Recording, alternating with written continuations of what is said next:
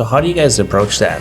When people come in, how do you set that stage to make people feel comfortable, welcome, guard down, a comfortable spot to Well, learn? there's a lot of pieces to that, and there's just not one answer. Right. One of it starts with having the truest sense of safety is having your physical conditions are safe, right? And we spend a ton of time in our district working with law enforcement and emergency personnel. We meet multiple times a month to create protocols, and we practice those protocols and tabletop exercises and other areas to ensure that we have prevention measures, mitigation, and response to any kind of emergency that might happen. So the physical side of what we do is really important, making sure that our buildings are well maintained and safe.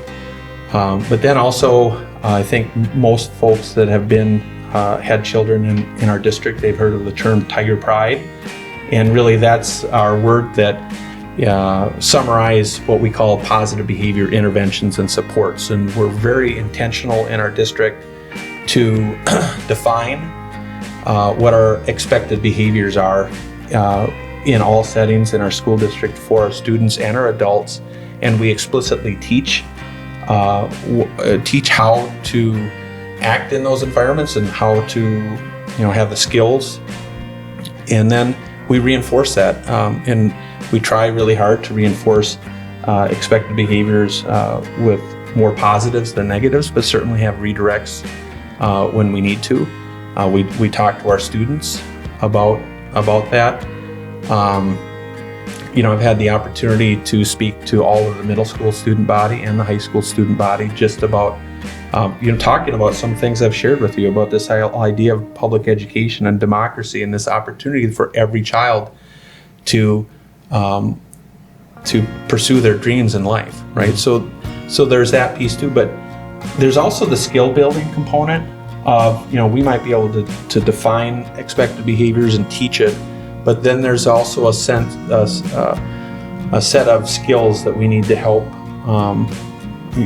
our students with, just be able to have self-control in different settings, to be able to work well with others, how to be able to disagree appropriately. So there's a lot of that happens as well, and we call those our habits of a tiger, or social emotional skill building.